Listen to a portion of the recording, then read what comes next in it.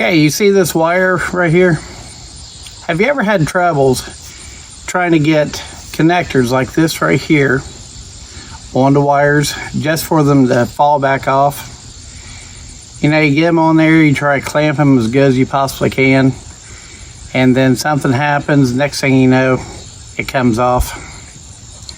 Well, that's why I bought this tool here for.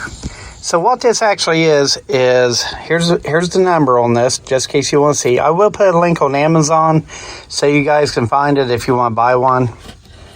It is a pretty nice looking little case. This is a 10-ton hydraulic press for these little fittings, or for these little connectors. So let me take it out of the package and I will show you how this works. Okay, so you see these little pieces in here? This is your hydraulic press, and all it's going to do is you're just going to press it like this, and a piston comes up, as you can see. And then these right here are inside of here and crush this.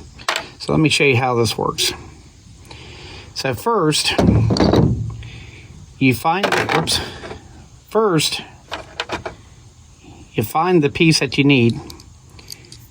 You fit it up here. You see how this works perfectly? That's the same size.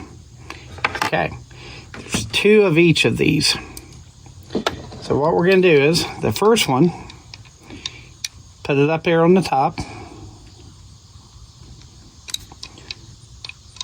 Try and do it straight. I had it at an angle. Then the next one, you put it down here, like so. Okay, so what you're going to do is, you're going to put the connector on. Make sure you got enough wire that it's going to come here to the end. Put it in this chamber. And all you're going to do is ratchet this in.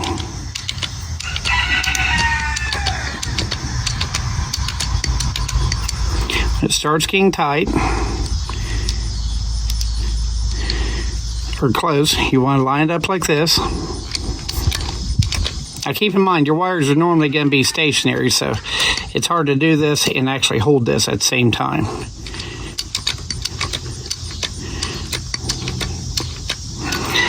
So you get it close, you can press it on.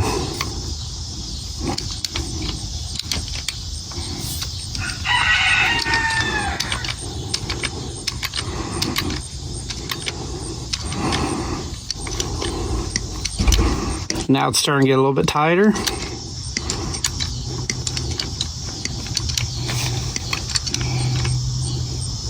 Need to adjust a little bit. Crush it on. Here's where that 10-ton comes in play. There it is. It is crushed on there. Okay, so now that it's crushed on there, as you can see, it won't come out. This dial right here, see how simple it is? And then you just pop that out in place.